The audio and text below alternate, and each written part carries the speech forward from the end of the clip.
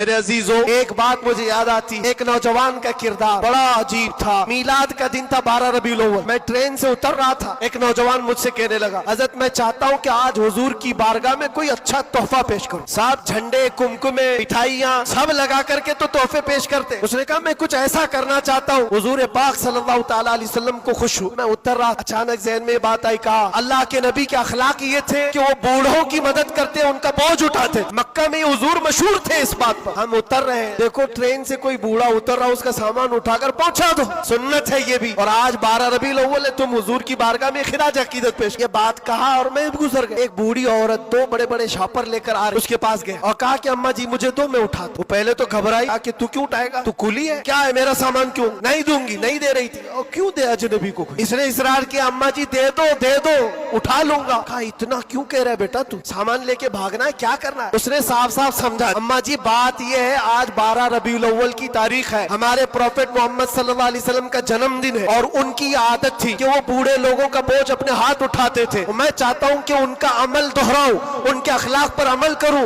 اور میں ان کی روح کو خوش کروں۔ بوڑھی کے دل میں بات آ، لے لے بیٹا، تو تیرے نبی کی بات کر رہا ہے، تمہارا کوئی تہوار کا دن ہے، یہ کرنا ہے تو کرو۔ وہ شاپ پر لے کر کے گیا، اس کو جہاں تک پہنچانا تھا پہنچایا۔ یہ بات آئی گئی گزر گئی، ہم بھی تو سوچتے ہیں کہ چھوٹی سی بات۔ 6 مہینے گزر جانے کے بعد اس نوجوان نے مجھ سے کہا کہ حضرت وہ بوڑھی عورت جس کا میں سامان اٹھایا، وہ ابھی رابطے میں، کانٹیکٹ میں ابھی آئی اور کہہ رہی ہے کہ بیٹا 6 مہینے گزر گئے، اب تک میں تیرے نبی کا بایو ڈاٹا ہی پڑھ رہی ہوں، اب تک میں ان کے اخلاق ہی پڑھ رہی ہوں۔ کیوں؟ کہا تیرے اس عمل نے مجھے اتنا متاثر کہ اس زمانے کا کوئی جوان، ارے میرے بیٹے میرے پوتے نہیں آئے مجھے لینے، کسی اور کا بیٹا میرا سامان اٹھا رہا ہے، اس کے اندر اتنا اثر کہاں سے آیا؟ اور جب تو نے بتایا یہ تیرے نبی کے عمل ہے، میں نے سوچا کہ اس نبی کو کیوں نہ پڑھوں۔ پڑھتے پڑھتے میں اس مقام پر پہنچ گئی، بتاؤ تیرا نبی کہاں ہے، میں بھی جاؤں غلامی میں شامل ہو جاؤں۔